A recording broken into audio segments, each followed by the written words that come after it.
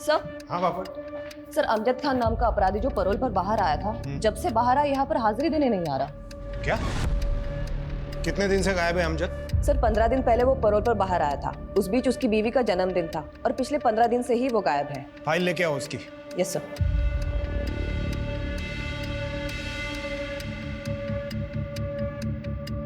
Oh my God, ये अमजद एक drug addict है। 10 साल पहले इसने ड्रग्स के नशे में अपने ही 2 बच्चों को गला घोटकर बेरहमी से मार दिया था। उसी की सजा ये जेल में काट रहा है। इसकी पहली बीवी इसको कब का छोड़ के जा चुकी है। जिसके जन्मदिन की बात तुम कर रही हो, ये उसकी दूसरी बीवी है। Right sir. बापट, इस अमजद के बारे में इंफॉर्मेशन इतनी लेट क्यों दी? क्यों लोगों की जान खतरे में डाली? अब तक क्यों कोई एक्शन नहीं लिया? सर, हमने उसके वाइफ तारा के पास एक कांस्टेबल को भेजा है पता करने के लिए कि अमजद खान कहाँ है और सॉरी सर। हेलो, क्या?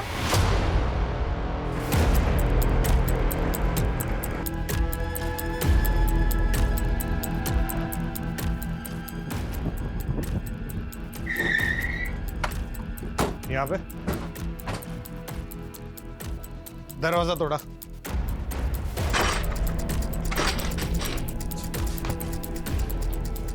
सर्च करो पूरा घर पाटिल, और ये खिड़की खोलो।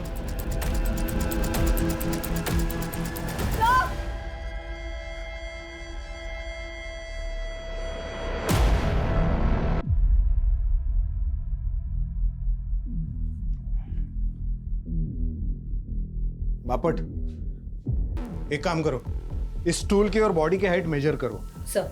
I have a strong doubt कि इस स्टूल पर चढ़ने के बाद भी इसका हाथ ऊपर तक पहुंचा होगा। सर, आसपास के लोगों का कहना है उन्होंने अमजद को देखा था यहाँ।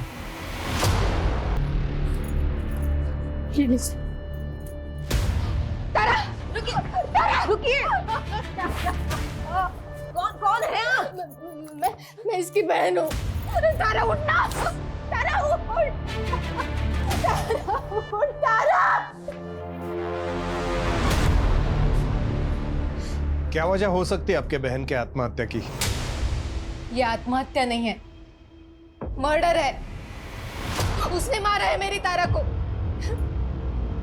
मैं तारा को कितना समझाती थी कि उस क्रिमिनल से शादी मत कर, लेकिन उसने मेरी एक भी नहीं मानी।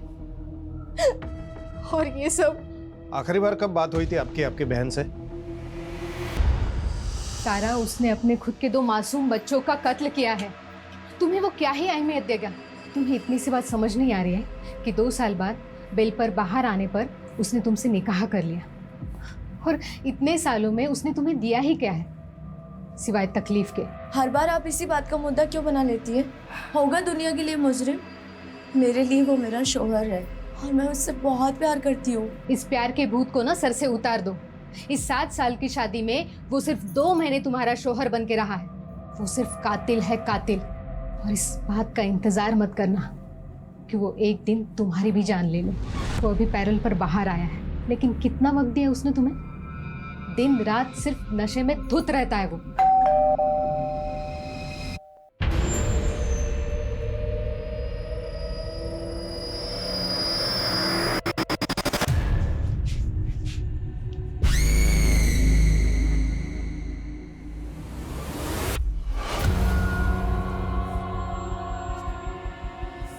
उस दिन भी नशे में धुत था वो।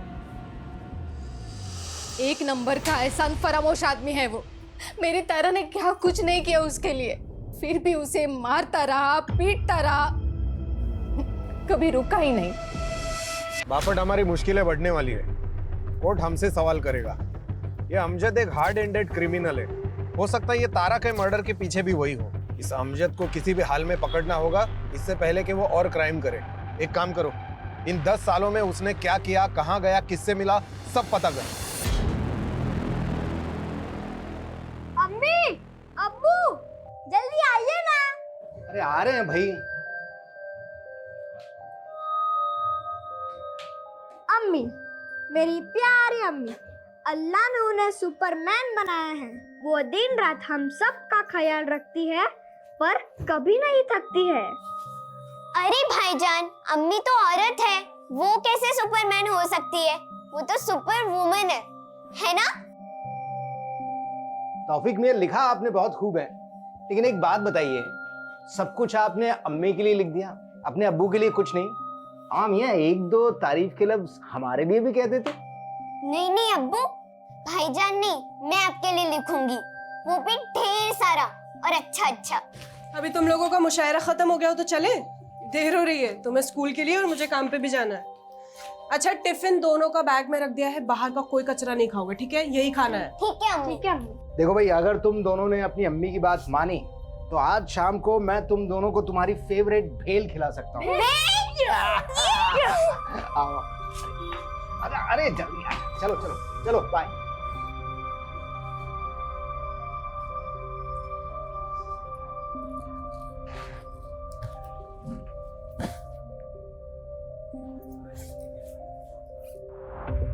सर, ये तारा की पोस्टमार्टम रिपोर्ट।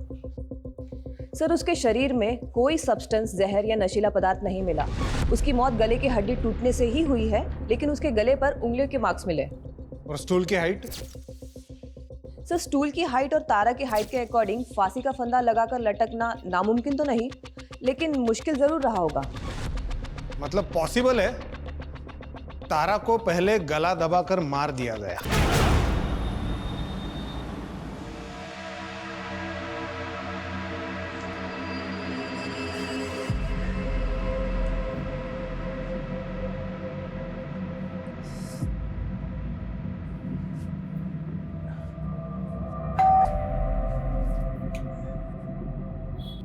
सर, मैं वो औरतों की जरूरत का सामान बेचती हूँ, आपके घर में कोई औरत है तो प्लीज बुला दीजिए। हाँ है, मेरी बीवी है ना, सुनीता। अगे सुनीता, बाहर है। शायद वो बाथरूम में होगी। अरे आप बाहर क्यों खड़ी है? अंदर आइए, अंदर आके उसे आराम से समझा दीजिए। आइए आइए आइए।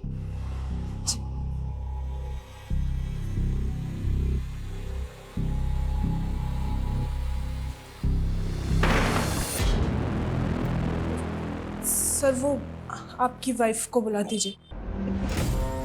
होगी तो आएगी ना। अरे यार, तुम भी हमारी जरूरत को समझो ना। छोड़ो मुझे, छोड़िए मुझे, छोड़िए।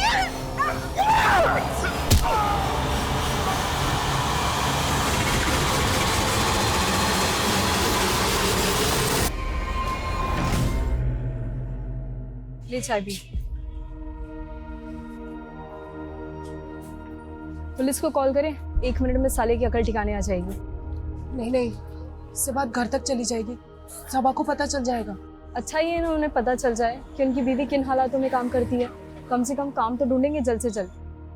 काम तो वो ढूंढ ही रहे, लेकिन उन्हें ये बात पता चलेगी ना तो मुझे भी घर बैठा देंगे। बच्चों की पढ़ाई, घर का खर्चा, ये सब कैसे चलेगा?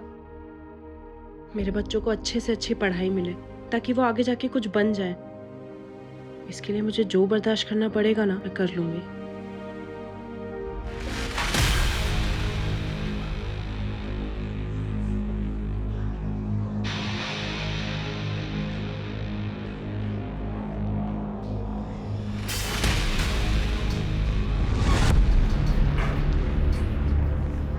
ये पूरी लिस्ट क्रॉस चेक करवाओ। अरे पवार साहब, नमस्कार, बसा ना। सॉरी आपको इतने शॉर्ट नोटिस पे बुलाया। Thank you so much for coming. ये केस तो मुझे बिल्कुल अभी भी वैसे की वैसे याद है। 10 साल पहले मैं ही माइनर बच्चों के डबल मर्डर केस का इन्वेस्टिगेशन ऑफिसर था। मुझे कॉल आया कि मेरे एरिया में मास मर्डर हुआ है।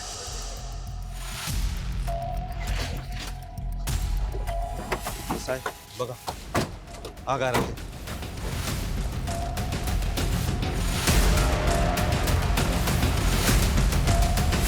क्या हुआ इसको? साले अपने ही बच्चों को मारकर उनका मर्डर करके इनोसेंट बनने का नाटक कर रहा है?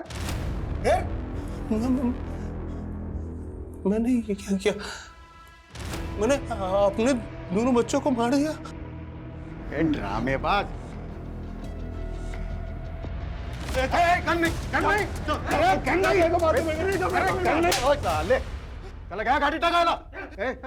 बॉडी पोस्टमार्टम के लिए भेज दो।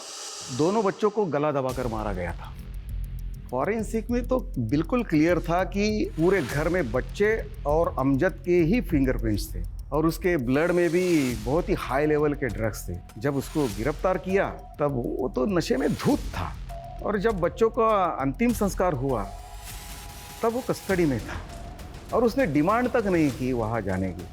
पवार साहब, हमें डाउट है कि तारा का मर्डर भी उसी ने किया है। तारा के गले पर फिंगरप्रिंट्स मिले हैं हमें।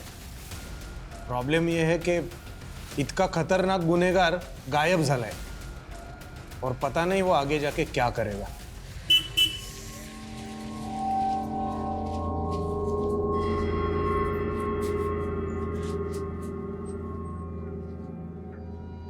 अरे कहाँ थी? कब से फोन कर रहा हूँ, फोन ही नहीं उठा रही हो यार। कहाँ थी मतलब? काम पे थी ना। फोन साइलेंट है इसलिए पता नहीं चला। अरे वो तौफीक और रजिया अभी तक स्कूल से घर नहीं लौटे। क्या मतलब? घर नहीं लौटे मतलब क्या? आप ही जाते हो ना उन्हें लेने के लिए? अरे वो मैं थोड़ा सा लेट हो गया था, वहां गया तो गार्ड ने बोला कि बच्चे तो घर के लिए निकल गए स्कूल से। अरे ऐसे कैसे निकल गए? और वो वॉचमैन क्या कर रहा था? इतने छोटे बच्चों को अकेले कैसे जाने दिया उसने? अरे मैं कैसे बता सकता हूँ यार, मुझसे क्यों पूछ रही हो ऐसे फालतू के सवाल? अरे क्योंकि आपकी जिम्मेदारी बनती थी। बच्चे, पता नहीं मेरे बच्चे कहाँ होंगे, किस हाल में होंगे। सब मेरे बच्चों को ढूंढना होगा। आसपास ही होंगे। अरे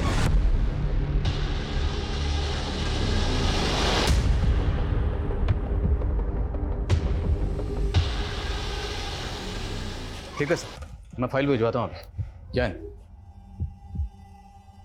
बैठिए। सर ये तौफीक और रजिया हमारे बच्चे हैं सर। सर ये अभी तक स्कूल से घर नहीं लौटे। नहीं लौटे मतलब? बच्चे स्कूल से घर खुद आते हैं, कोई लेने नहीं जाता? कोई स्कूल बस या वैन? सर इनकी छुट्टी के वक्त मैं काम पे रहती हूँ तो सबा उनको लेने जाते हैं।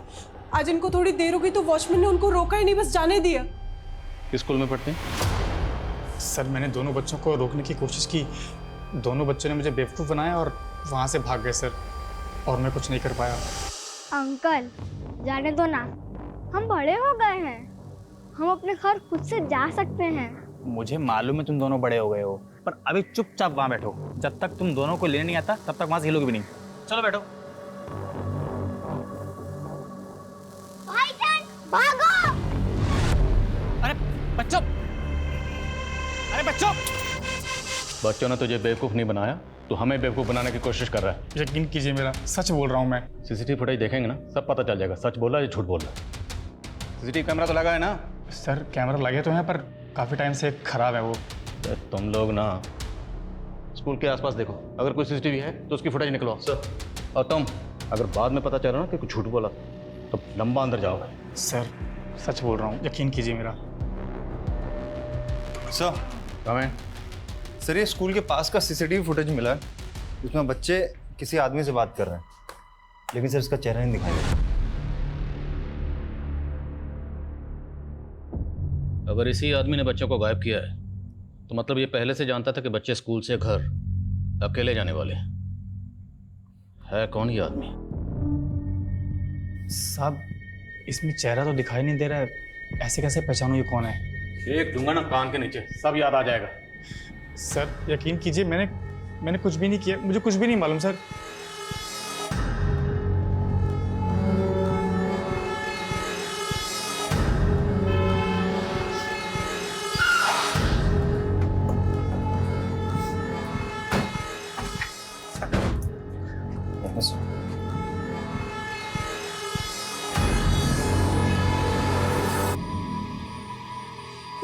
ये कौन है ये आदमी?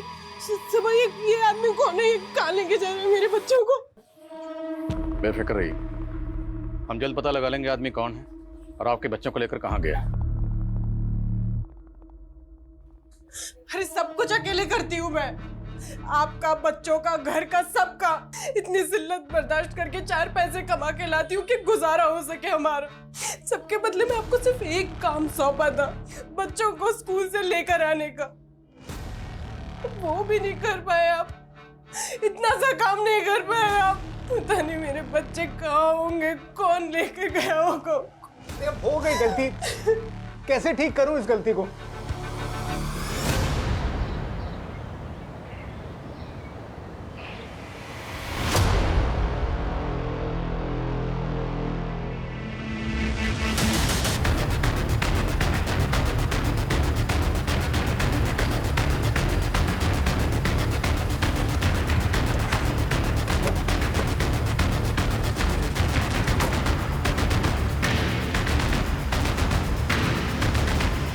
दोनों बच्चों के गले पे निशान, शायद गला दबा के मारा। इसको देख के लग रहा है मर्डर 4-5 घंटे पहले हो चुका है। वहशी दरिंदा कौन है जो इन दोनों बच्चों को बहला फुसला कर अपने साथ ले गया, जान से मारा और मारने के बाद दोनों लाशें यहाँ फिर पोस्टमार्टम के लिए भेजो। सर मेरे बच्चे, मैं मर जाऊंगी, मैं मर जाऊंगी, मैं मर जाऊंगी। संभाल खुद। मेरे बच्चों को मैं नहीं जी पाऊंगी। मेरे सारी गलती मेरी है। अगर किसी को मरना चाहिए तो मुझे मरना चाहिए। मुझे कोई हक नहीं है जीने का। मेरे बच्चों का ख्याल नहीं, मैं मर जाऊं। मेरे बच्चों का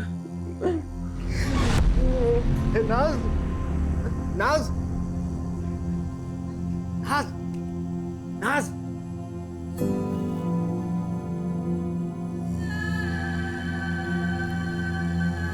नाज, नाज।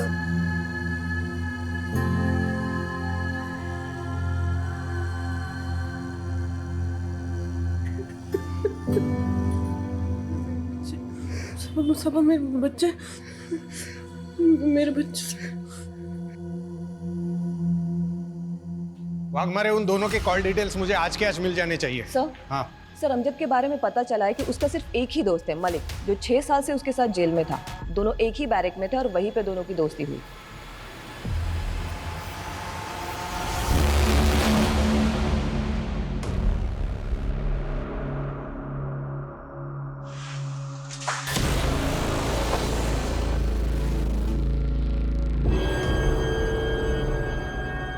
मुझे तो यकीन ही नहीं हो रहा है तारा इस दुनिया में नहीं रही। पता है हमें, अमजद और तू 6 साल जेल में एक ही सेल में थे। काफी अच्छी दोस्ती है तुम्हारी। चल बता, अमजद क्या प्लान कर रहा था आणि आता कुठे है तू? साहब कुछ बोल नहीं सकते उसके बारे में, कोई भरोसा नहीं है उसका। वो कब क्या करेगा, बहुत उल्टी खोपड़ी का आदमी है वो।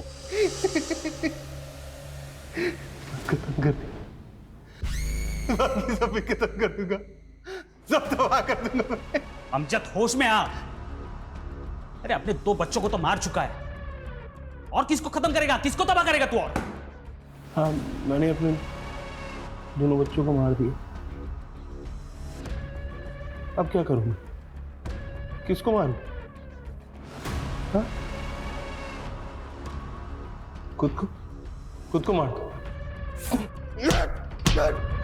अमजद, अमजद क्या कर रहा है अमजद? मलिक, बच्चों की बहुत याद आती है यार। पता नहीं कब और कैसे इतना नशा कर लिया कि अपने बच्चों को ही मार दिया। अब क्या करूं बोल, किसके लिए जीऊं मैं? अमजद मेरे भाई, भूल जा अपने गुजरे हुए कल को। आज मैं जी भाई, आज मैं जी। अरे इतनी प्यारी बीवी मिली है तुझे तारा, जो सब कुछ जानते हुए भी तुझसे इतनी मोहब्बत करती है। अमजद तुझे उसके लिए जीना होगा। हाँ तारा, तारा मुझे प्यार कर, मुझे बहुत प्यार करती हो। मुझे तो यकीन ही नहीं हो रहा कि उसने तारा को मार दिया। मैं जब बेल पे बाहर आ रहा था तो वो मुझसे गिड़गिड़ा के कह रहा था कि मैं जाके तारा से मिलूं, उसका ख्याल रखूं। तो तू मिला था तारा से? हाँ साहब। जी सलाम वालेकुम, मैं मलिक, अमजद का दोस्त। अरे वालेकुम अस्सलाम, जानती हूँ आपको, बहुत सुना है आपके बारे में अमजद से। आइए ना, अंदर आइए। अमजद को बहुत फिक्र रहती है आपकी, बार बार जेल में आप ही का नाम लेता रहता है। मैं जब बेल पे बाहर आ रहा था तो उसने कम से कम 1000 बार बोला होगा मुझे कि मैं आपसे आके मिलूं, आपकी जरूरतों को समझ लूं।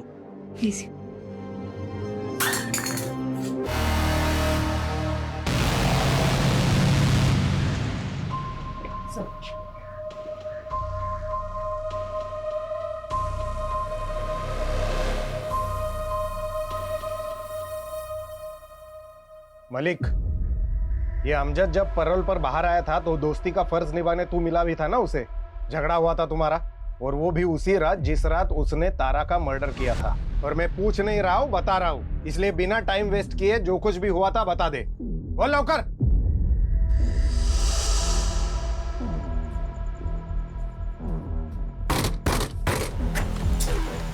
अमजद, तू यहाँ? साली कमीने, दोस्त बोलता है मेरे को, पीठ में छुरा भोंक दिया दोस्त के। क्या बोला था? मेरी तारा का ख्याल रखना। गद्दारी करती है। अरे चुप कर साले नशेड़ी, कुछ भी बकवास करता है। क्या बोला उसको? हाँ? तू मेरे को रूखा रूखा जवाब क्या को देती है? मेरे को पहला जैसा प्यार नहीं करती है। मेरे को हगालती क्या को? साले हमेशा ऐसे गुस्से में ही घूमेगा? अरे जरा शांत दिमाग से बैठकर सोच लिया कर कभी। 6 साल हो गए तुम लोगों के निकाह को। निकाह के बाद से तू जेल में है। क्यों वो तेरा इंतजार करेगी इतना? हो सकता है वो किसी और को चाहने लगी हो, किसी और से प्यार करने लगी। वो मेरे अलावा किसी से प्यार नहीं कर सकती, मुझे नहीं छोड़ सकती। और सुन ना, मैं उसे छोड़ने दूंगा, मैं सबको सीधा कर दूंगा। ये अमजद पैरोल पे बाहर आया ताकि तारा के साथ वक्त बिता सके, उसका जन्मदिन मना सके।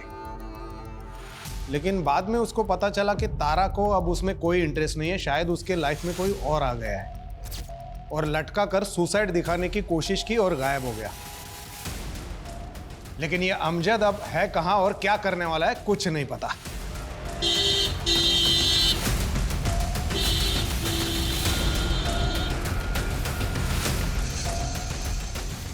आप ऐसे नहीं जा सकते। क्या लगा रखा है आपने? हैं? हाथ पे आप धर के बैठे हो, कुछ नहीं कर रहे हो आप। अरे जबकि आपको पता है वो आदमी कौन था जो बच्चों को लेकर गया, उनका मर्डर कर दिया, फिर भी कुछ नहीं कर रहे आप। देखिए 48 घंटे आपके पास, सिर्फ 48 घंटे। अगर बच्चों को इंसाफ नहीं मिला ना तो मैं वादा करता हूं आपसे कि जो भी होगा उसके जिम्मेदार आप होंगे। और ये आवाज सुन रहे हैं ना आप, और आवाज ये और ऊंची होती जाएगी, थमेगी नहीं, और फिर आप आंखें नहीं मूंद पाओगे। 48 घंटे। एक तो ये फवाद खान जैसे छुटभैया मोहल्ले के नेताओं ने और दिमाग खराब कर रखा है। अरे ये गली मोहल्ले के नेताओं की फिक्र नहीं है मुझे फिक्र है इस केस की। 2 मासूम बच्चों के मर्डर का केस है। चिंगारी को शोला बनने में वक्त नहीं लगेगा, ज्यादा वक्त नहीं है हमारे पास। स्कूल के आसपास एक आदमी से पता करो, किसी ने तो कुछ देखा होगा। सर,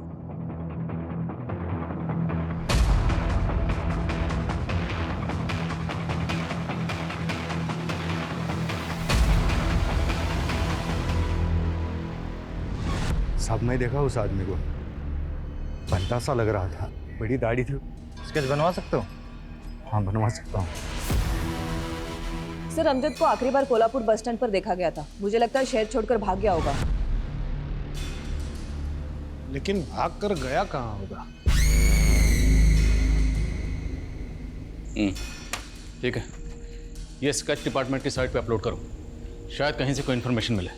किसी भी तरह से पता करो ये आदमी कौन है। तो छोटे मासूम बच्चों की मौत का मामला है, केस को हल्के में नहीं ले सकते। इस स्केच को बच्चों के घर वालों को दिखाते हैं, शायद वो बता पाए कि आदमी कौन है। सर नहीं सर, मैंने इसे कभी नहीं देखा। सर ये मेरे बच्चों को कैसे जानता है पता नहीं। हमारी दुनिया तहस नहस कर दी सर, सब उजाड़ दिया।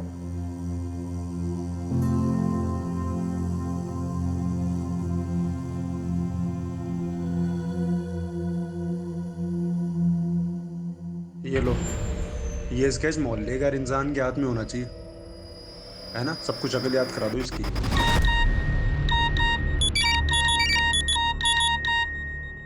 तुम सबके सब लोग कर क्या रहे हो? सो रहे हो क्या? जो स्केच डिपार्टमेंट की साइट पे लोड होने के लिए बना था वो लोगों के मोबाइल में घूम रहा है, मैसेजिंग ऐप पर। कैसे लीक हुआ ये? हाँ तुम? Hello,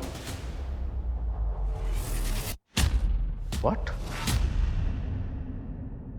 please thank you sir. जिस आदमी को आप ढूंढ रहे हो उसका नाम अमजद खान है। 10 साल पहले उसने अपने 2 बच्चों को बेरहमी से मार दिया था, उसी की सजा काट रहा था। सर 15 दिन पहले पैरोल पर बाहर निकला, अपनी बीवी तारा का मर्डर किया और फरार हो गया। तारा मर्डर केस? जी जी सर, ये लीजिए।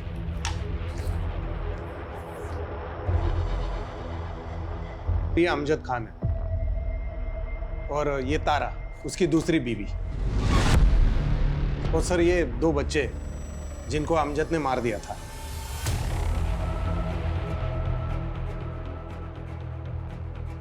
सर ये नुसरत है, अमजद की पहली बीवी। तो नाजनीन? नाजनीन? नहीं सर, ये नुसरत है, नुसरत आजमी, अमजद की पहली बीवी। जिन 2 बच्चों के अमजद ने मर्डर किए वो इसी से थे। नो नो नो, जिन 2 बच्चों के मर्डर में हम अमजद को ढूंढ रहे हैं, ये उन 2 बच्चों की माँ है, नाजनीन। सर हमारे इन्वेस्टिगेशन में हमें पता चला कि अमजद अपने पहली पत्नी को बहुत मारता पीटता था। उन 2 बच्चों का मर्डर करने से कुछ दिन पहले उसने इसको बहुत मारा पीटा था और घर से बाहर निकाल दिया था, फिर बाद में बच्चों का मर्डर किया। मतलब ये नाजनीन पहले नुसरत थी, तो सबा से पहले ये अमजद की बीवी थी। सबा मेरे पास अब ज्यादा वक्त नहीं बचा है। मेरे बच्चे मुझे अपने पास बुला रहे। मेरा तौफीक, मेरी रसिया अपनी अम्मी को अपने पास बुला रहे। सबा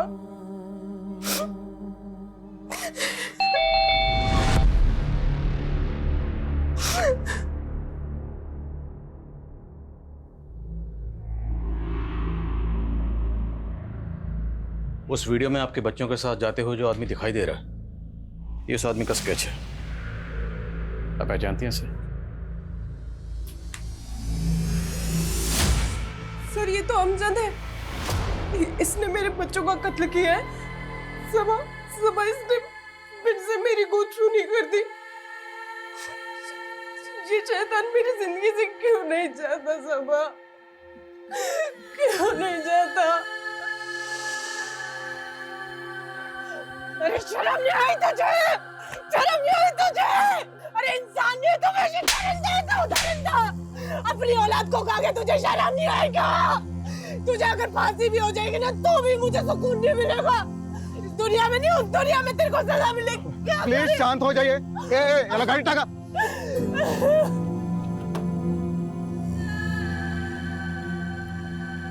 मैं उस इंसान के साये से भी दूर जाना चाहती थी, इसलिए मैंने उस घर से अपने बच्चों की यादें समेटी और वहां से निकल गई। और मैं फिर यहाँ आ गई अपनी खाला के घर। सबा मेरी खाला के पड़ोसी थे। अमजद की औलाद तौफीक मेरी गोद में होते हुए भी सबा ने मुझसे मोहब्बत की, मेरे लिए निकाह का पैगाम भेजा। खाला के समझाने के बाद मैंने सबा से निकाह कर लिया और शादी के कुछ साल बाद रजिया पैदा हुई। बहुत खुशहाल परिवार था सर हमारा, लेकिन इस अमजद ने इसलिए एक बार फिर से मेरी गोद सूनी कर दी। सब कुछ खत्म कर दिया इसने।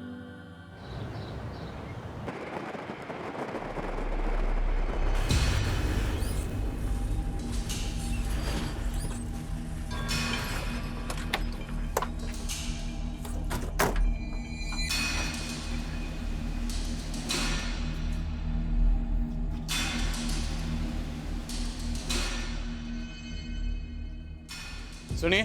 जी साहब।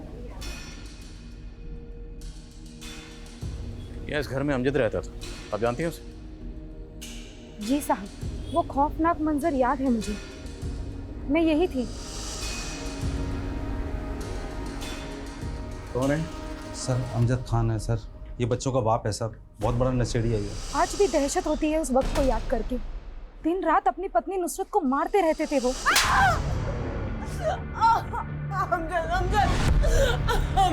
नहीं। अमजद भाई मत मारिए इसे। गुस्से में उन्हें इस बात का इल्म भी नहीं होता था कि वो बेचारी पेट से थी। कभी कभी तो डर लगता था कि पिटते पिटते कहीं मर ना जाए। मैंने नुसरत को सलाह भी दी थी कि अमजद भाईजान को तुम दिखवाओ।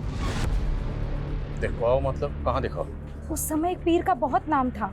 कुछ 8-9 साल पहले इस इलाके में उन्हीं का जादू छाया हुआ था। तो ये क्या नई कहानी है? कहानी नहीं है साहब, सच है। सब उसे फरिश्ता कहा करते थे। वो फरिश्ता मर्दों की मुसीबत हल करने के लिए दवा करता था। मेरे शौहर भी उन्हीं के मुरीद थे।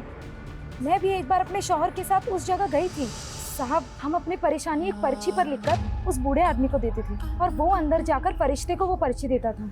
फरिश्ता उस परेशानी का हल जवाब के तौर पर पर्ची पर ही लिख कर देता था, मगर कभी हमारे सामने नहीं आता था। वो बूढ़ा कहाँ है जो पर्ची लिखकर अंदर देता था? वो बूढ़ा साहब वो तो कब का मर चुका है।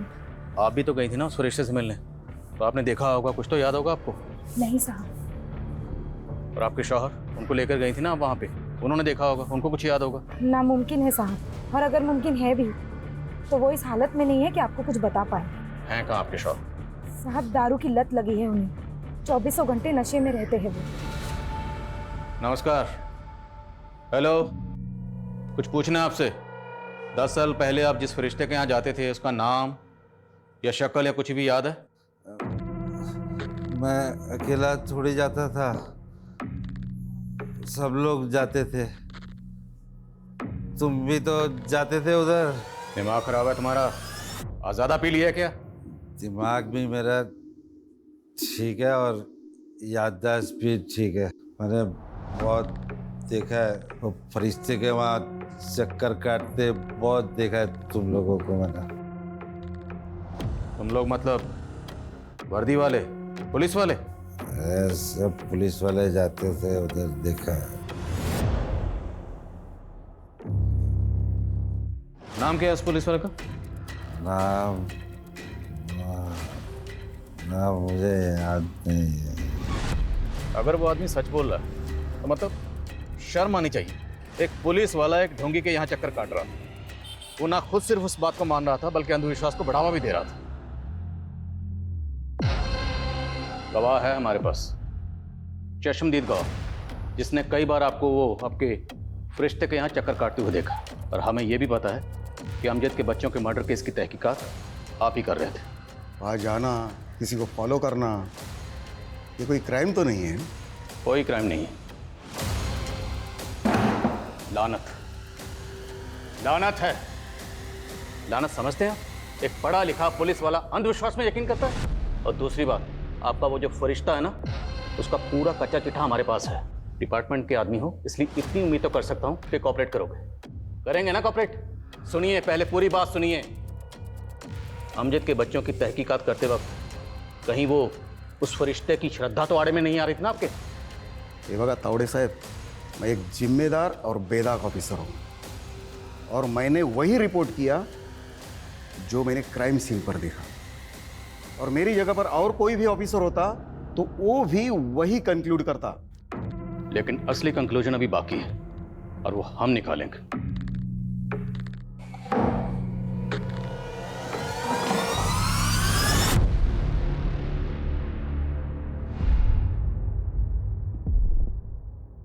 सर, पता चल गया थाने में फरिश्ते की दुकान चलाने में मदद कौन कर रहा था। कौन है?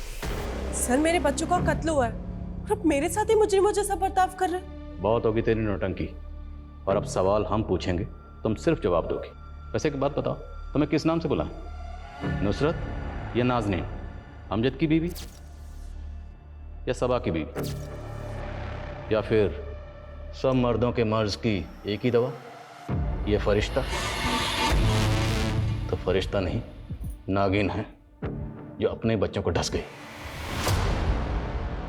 10 साल पहले वो पीआई पवार तेरा क्लाइंट था ना? क्लाइंट नहीं, फॉलोवर। फॉलोअर नहीं, अंधविश्वासी। और पवार के अलावा तेरे कोल्हापुर में जितने क्लाइंट थे ना, सबकी लिस्ट है हमारे पास।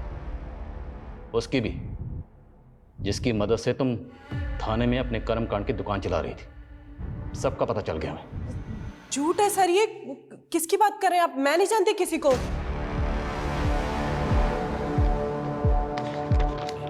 ये तेरा आशिक, जिससे तुम दिन में 10 बार बात करती थी, बार बार लगातार, जिसके साथ तेरा अफेयर था। ये तेरा आशिक फवाद,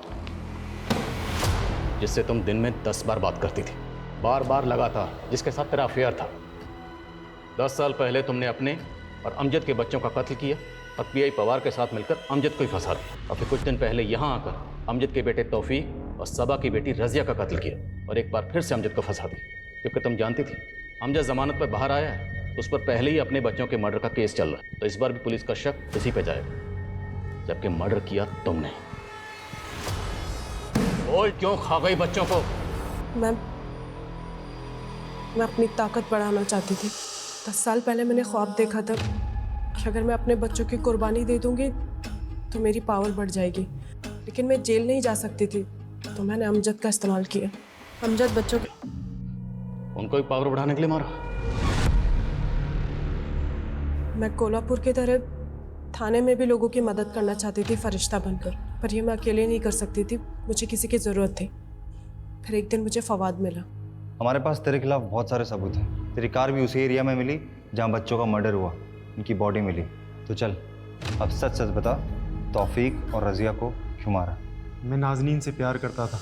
10 साल पहले जब मैं उसके पास अपनी मुश्किलों का हल मांगने गया था, तब तुमने कुछ गलत काम किए हैं जो तुम्हें कामयाब नहीं होने दे रही। सलाम चाचा। सलाम। रुको रुको, अरे उनके बताए उपाय से काम हुआ है मेरा। रिश्ते का हाथ चूमकर शुक्रिया अदा करूंगा, बस कुछ नहीं। चाचा जाने दीजिए, जाने दीजिए। ऐसी ज़हनी और करिश्माई औरत मुझे ज़िंदगी में नहीं दिखी, पर एक दिन पता चला वो कहीं चली गई। फिर कुछ समय बाद वो मुझे यहाँ थाने में मिली। मैं उसे खोना नहीं चाहता था, इसलिए मैंने उसे अपने प्यार के बारे में बताया और फिर हमारा अफेयर शुरू हो गया। फवाद, मैंने फिर से वो ख्वाब देखा है, बच्चों की कुर्बानी देनी होगी, उससे मेरी ताकत में इजाफा होगा। लेकिन उसके बाद हम निकाह कर लेंगे। मैं तुमसे और दूर नहीं रह सकता। मुझे पता था अमजद पैरोल पे बाहर आया है, उसकी बीवी ने खुदकुशी कर ली है। मैं जानती थी वो मुझे मिलने और अपनी औलाद तौफीक को देखने ज़रूर आएगा। वो जब मैं जेल गया था तो तुम पेट से थी ना?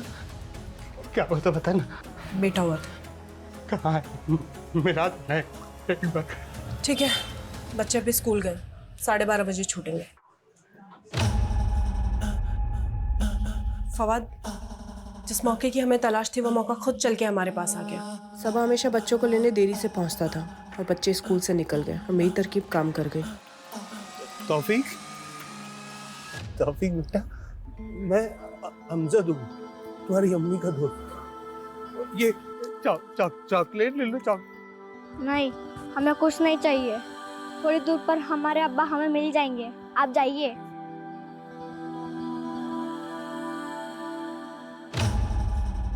तुम लोग यहाँ कहाँ घूम रहे हो? तुम्हारी अम्मी तुम्हें कब से ढूंढ रही है, परेशान हो रही है। आओ मैं तुम्हें छोड़ देता हूँ, चलो।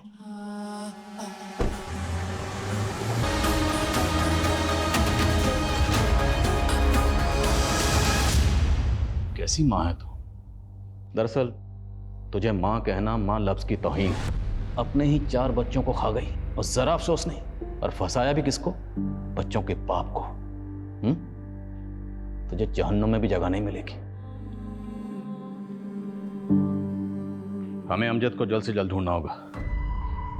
उसकी ज़हनी हालत ठीक नहीं है। इससे पहले कि वो खुद को नुकसान पहुंचाए, उसे ढूंढना होगा और इस केस को रीओपन करना होगा ताकि उसको इंसाफ मिल सके।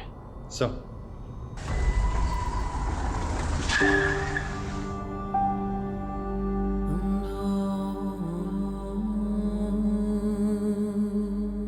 अमजद सच बोल रहा था। उसने गुस्से में तारा की गर्दन पकड़ी जरूर थी, पर उसने तारा को मारा नहीं था। तारा ने खुदकुशी की थी। एक अंधविश्वासी औरत ने अमजद जैसे बेगुनाह इंसान को एक बार नहीं बल्कि 2 बार झूठे जुर्म में फंसाने की कोशिश की। हालांकि पहली बार सच को सामने आने में इतना ज्यादा वक्त लग गया, जिसके चलते अमजद की जहनी हालत पूरी तरह से बिगड़ चुकी। पर अब केस रीओपन हुआ और हम पूरी कोशिश करेंगे कि अमजद को इंसाफ मिले। इस स्पेशल सीरीज में हम ऐसी ही कई और हैरत अंगेज और दिल दहला देने वाली कहानियां लेकर आते रहेंगे, जो कल्पना से भयानक सच और सबक दोनों हमारे सामने रखेंगे। जय हिंद।